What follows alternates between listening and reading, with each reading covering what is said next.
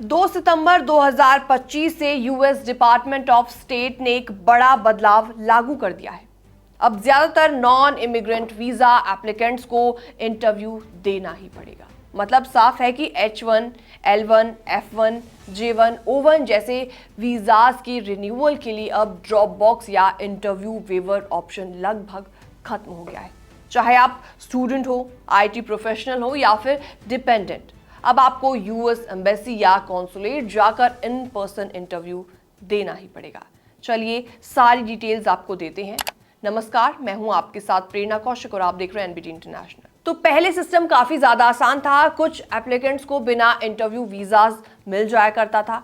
इससे लोग drop box कहते थे। इसमें छूट मिलती थी H1, L1, F1, J1 और O1 वीजा वाले एप्लीकेंट्स को, 14 साल से कम बच्चों को और 79 ईयर्स से ऊपर वाले लोगों को। लेकिन अब यह सुविधा पूरी तरीके से खत्म कर दी गई है। यूएस स्टेट डिपार्टमेंट का कहना है कि अब ऑलमोस्ट सभी एप्लीकेंट्स को कॉन्सुलर ऑफिसर से सामने से मिलकर प्रोसेस पूरा करना होगा। अब सवाल यहां पर यह उठता है कि आखिर ये चेंज क्यों किया जा रहा है।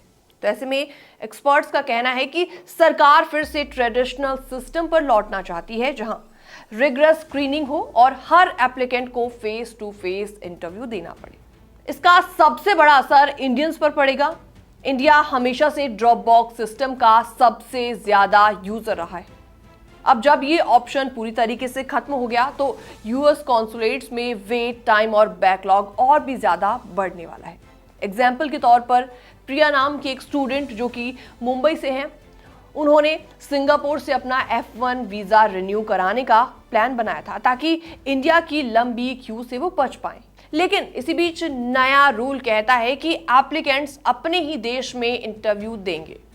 प्रिया को अब मुंबई कॉन्सुलेट में स्लॉट लेना पड़ेगा, जहां अर्लीस्ट स्लॉट नवंबर में अवेलेबल है।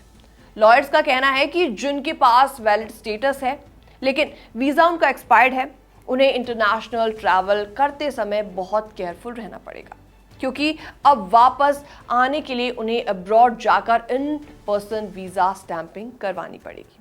और अगर कॉन्सुलेट बैकलॉग में हो या केस डिले हो जाए तो वापस आना मुश्किल हो सकता है। खासतौर पर H1B वर्कर्स और F1 स्टूडेंट वीजास के लिए काफी ज्यादा क्रिटिकल है।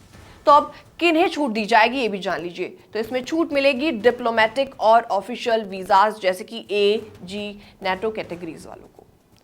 इसके अलावा कुछ लिमिटेड B1 और B2 रिन्यूअल्स वालों को भी छूट दी जाएगी, लेकिन शर्तें इसमें यह है कि पुराना वीजा फुल वैलिडिटी वाला हो, 12 महीनों के अंदर एक्सपायर्ड हुआ हो और एप्लीकेंट का रिकॉर्ड इसमें साफ हो। इसके अलावा बाकी सभी categories H1B, L1, F1, J1 dependent सबको इंटरव्यू देना ही इसमें पड़ेगा।